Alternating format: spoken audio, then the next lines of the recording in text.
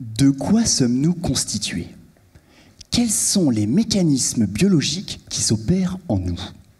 Pour répondre à ces questions, les biologistes ont besoin d'outils. Et mon rôle, c'est de leur en fournir. L'étude du vivant est une science complexe qui s'intéresse aux formes de vie à différentes échelles. Celle d'une population ou d'un écosystème jusqu'à l'échelle moléculaire. Pour observer la matière vivante à cette échelle infiniment petite, les scientifiques utilisent ce que nous appelons un microscope par localisation photoactivée. Cette technologie qui a obtenu le prix Nobel de chimie en 2014 est capable de grossir un objet jusqu'à 1 milliard de fois. Vous imaginez? C'est un peu comme si de la Lune, vous observiez une fourmi sur Terre. Pour parvenir à une telle prouesse, ce microscope combine à la fois un système optique de grande précision, composé de lentilles et de miroirs, avec un traitement numérique de l'image obtenue.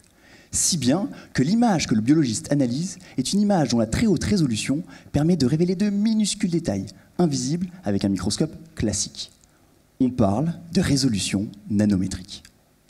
Mais notre ambition ne s'arrête pas là.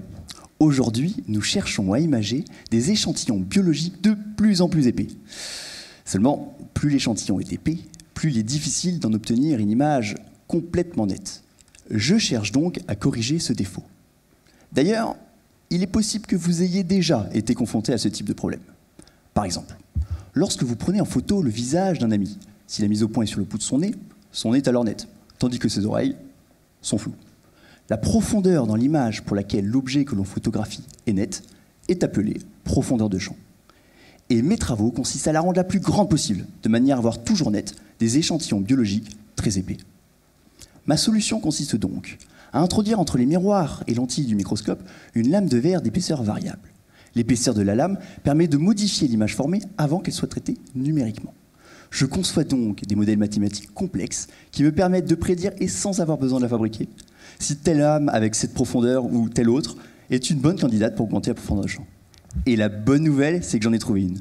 Je suis parvenu à déterminer la bonne épaisseur de lame, associée au bon traitement numérique, pour augmenter de manière significative la profondeur de champ de mon microscope.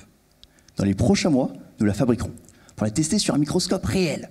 Autant vous dire que même de minuscules détails ne pourront plus échapper aux yeux des scientifiques.